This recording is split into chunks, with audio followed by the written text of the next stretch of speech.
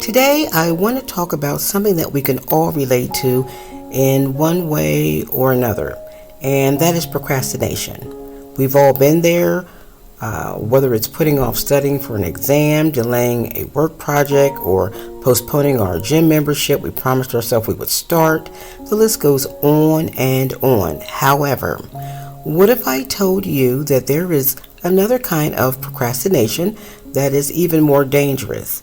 And that's what we're going to be discussing today. That would be perfectionism. Perfectionism, see, is a double-edged sword. On one hand, it could push us to strive for excellence and achieve great things, but on the other hand, it can also lead to indecision, anxiety, ultimately procrastination. Now, when we're striving for perfection, we often set unattainable standards for ourselves and becoming paralyzed by fear of failure. This fear of failure can cause us to put off taking action, and in turn, it can lead to missed opportunities and feelings of regret. And I know that we all have been there and felt that. Procrastination is not just putting things off until the last minute. It's also about the way we approach our work. We spend so much time focusing on details that we forget about the big picture. We obsess over the small things, trying to make everything perfect, while the larger task gets neglected.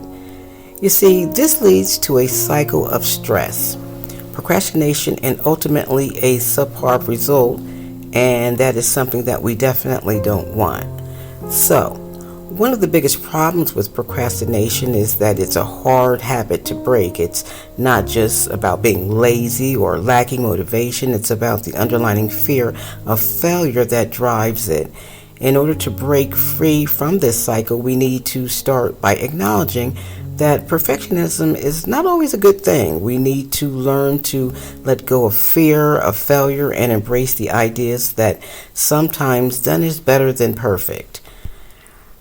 Procrastination is real. It's a real problem that many of us struggle with.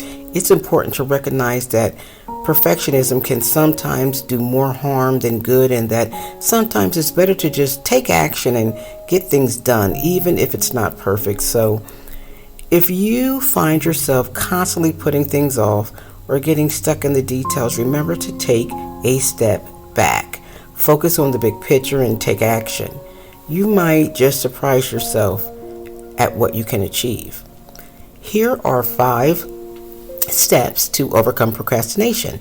So let's go with number 1. Set realistic goals instead of striving for perfection.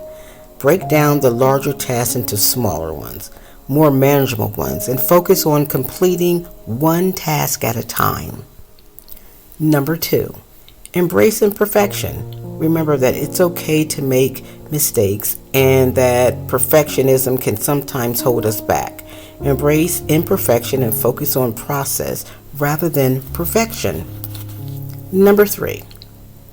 Practice self-compassion. Be kind to yourself and practice self-compassion. Remember that everyone makes mistakes and that failure is a natural part of the learning process. Number 4. Use positive self-talk.